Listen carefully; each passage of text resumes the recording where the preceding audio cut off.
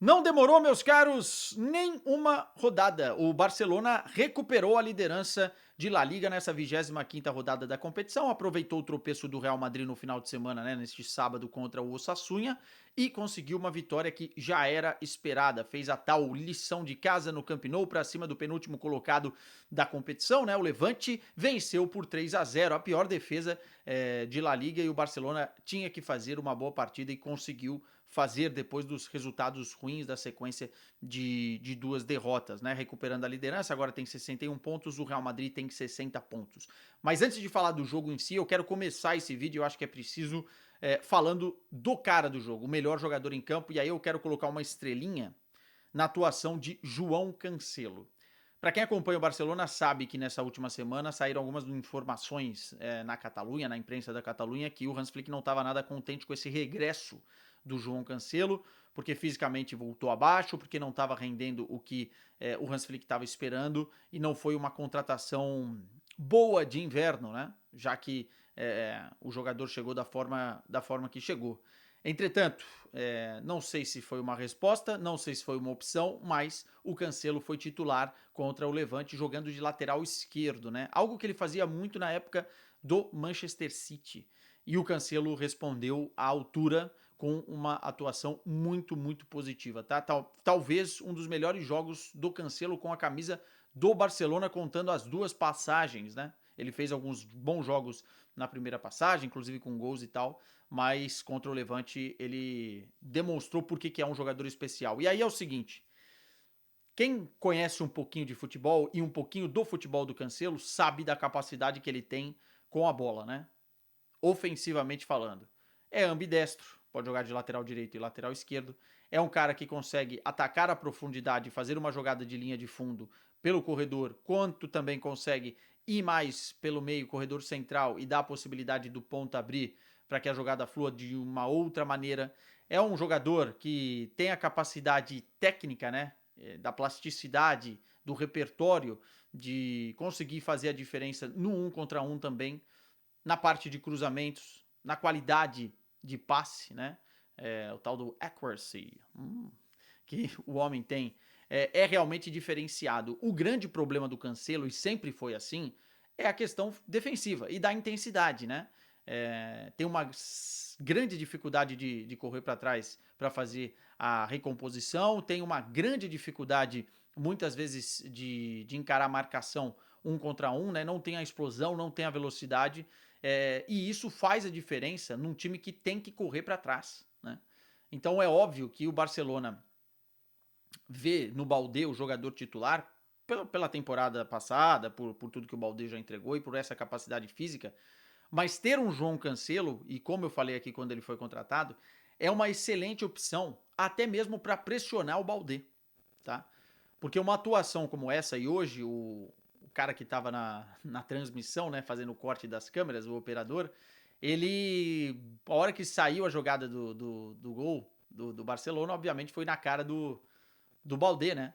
Porque realmente é um duelo interessante e que pode servir tanto como pressão ao titular, também como opção, né? E hoje acho que o João Cancelo realmente falou: olha, eu tô aqui, pode contar comigo, porque eu consigo, tenho ainda a capacidade de fazer a diferença. Havia muita especulação e muita dúvida se ele teria essa capacidade depois do retorno vindo do futebol árabe. Eu acho que fisicamente ele ainda não está tão bem assim para encarar o futebol europeu, o futebol espanhol e a exigência, especialmente em jogos maiores. Não é o caso do Levante, mas hoje ele deu uma resposta interessante, tá? Me lembrou o Prime Cancelo em alguns momentos da época de Manchester City, a capacidade de gerar oportunidades, cara. Ele gerou ali pelo menos umas 6, 7 oportunidades pelo lado esquerdo. Quem viu o primeiro tempo sabe que a jogada do Barcelona, o caminho do Barcelona era o lado esquerdo com o João Cancelo. Eu ainda acho, tá, que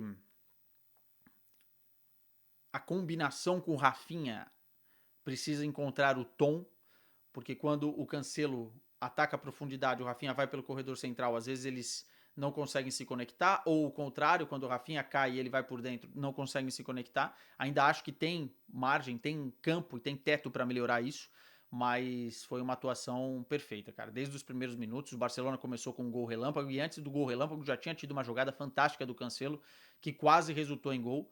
Ele colocou uma bola na trave no jogo, né, num cruzamento na área perigosíssimo de direita, né, cortando por dentro e de direita.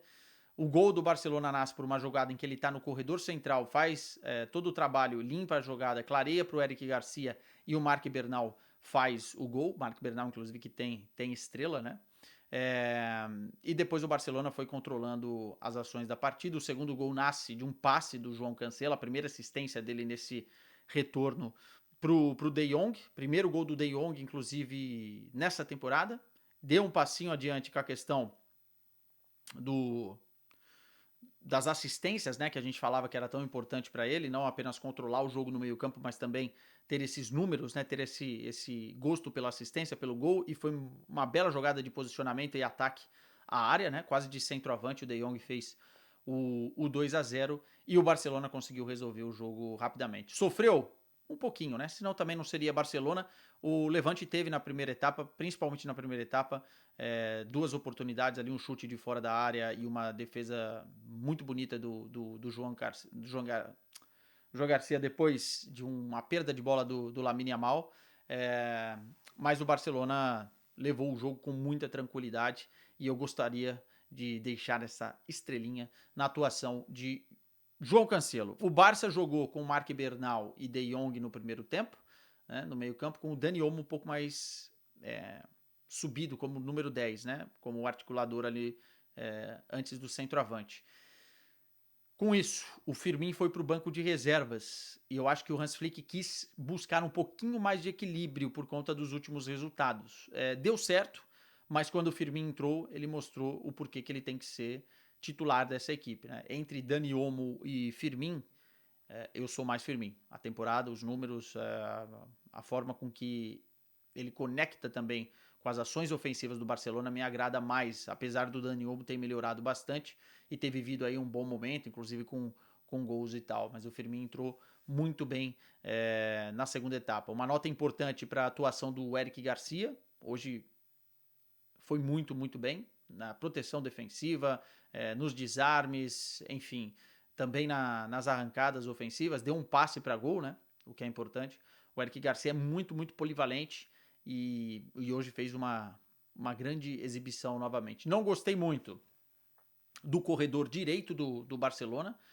Acho que o Koundé, fica claro que nessa temporada tem tido muitas dificuldades no apoio e também na forma com que defende, mas hoje era um jogo para ele apoiar mais o Lamine Yamal, para ele dar mais opção, e nenhum dos dois conseguiu ir tão bem na partida. O Lamine Yamal ainda dá uma assistência, né, porque a assistência do gol do Firmino é dele de escanteio, mas nenhum dos dois fez uma partida brilhante. O Lamine tem alguns lampejos, mas não foi um grande jogo do Lamine, o que confirma o que a gente estava falando, né? Toda a questão de oscilar por conta da idade fica explícito nesse início de 2026. O Lamine começa arrebentando e nesse momento está um pouquinho mais embaixo. Daqui a pouquinho a roda vai girar, ele vai estar melhor, e aí vamos ver como é que termina a reta final da temporada, especialmente porque o Barcelona conta muito com ele. É claro que outros jogadores estando em campo, a presença de outros caras, potencializa mais o Lamine Yamal. Por exemplo, hoje ele teve várias vezes que pegou na bola numa situação de 1 contra 1, porque o jogo estava muito para a esquerda, com a capacidade do João Cancelo, do próprio Rafinha, mas ele não conseguiu ser esse Lamine Yamal que a gente quer, né? E que ele também quer, né? Num padrão médio para o alto, ou no alto, na rotação mais alta. Falando um pouquinho de Pedri, eu acho que essa é a grande notícia de banco de reservas pro torcedor do Barcelona, né? Entrou ali junto com uma substituição tripla no minuto 63, jogou mais ou menos uma meia hora. Senti ainda um pouco de falta de ritmo de jogo. É impressionante como o time do Barcelona procura o Pedri dentro de campo, né? Então ele tocou várias vezes na bola, mas ainda faltou um pouquinho de ritmo. Acho que é normal, natural, voltando de lesão, ainda com alguns receios, alguns medos. E é bom ele voltar e jogar 30 minutos numa partida que já estava praticamente resolvida, né? Então é uma grande notícia, foi aclamado pela torcida, com o nome gritado, assim como gritavam de Messi, gritando de Pedro com toda a justiça, né? e o retorno dele vai ser muito importante. Lewandowski não foi tão bem, o Ferran entrou, também não fez grandes coisas. Esse tem sido um grande problema para esse Barcelona, né? Porque precisa reverter a quantidade de chances que cria em gol, e ter um centroavante afiado nessa reta final vai ser fundamental. Então um dos dois tem que dar um passo à frente. E o Rafinha hoje foi mais importante para mim na parte ofensiva de pressão alta para atrapalhar a saída de bola do Levante do que propriamente na parte ofensiva. Apesar de que no último momento do jogo ele deu uma cabeçada lá que poderia ter guardado um gol. Teve outras oportunidades que faltou para o Rafinha ali, um pouquinho mais de sorte, ou faltou um pouquinho mais de capacidade de decisão, né? Tomou alguma decisão errada ali para gerar o gol. O Rafinha é fundamental para esse Barcelona, a gente já falou várias e várias vezes sobre isso, mas a parte defensiva muitas vezes também é o que mais a gente tem que destacar. E hoje o trabalho dele de intensidade, de corrida, enfim, mostrando que fisicamente está bem, né? É a grande notícia também para o torcedor do Barça, né? Porque a lesão do adutor é uma lesão silenciosa, é uma lesão chata que às vezes demora para recuperar e tem recaídas. E hoje ele correu como nunca. Então acho que o Rafinha tá de volta e o Barça vai recuperando as suas principais armas, né? E isso é muito relevante, muito, muito importante. Meus caros, é isso, tá? Barcelona líder. E agora vamos esperar mais uma semana. O Barcelona só volta a jogar no próximo final de semana. Tchau pra vocês.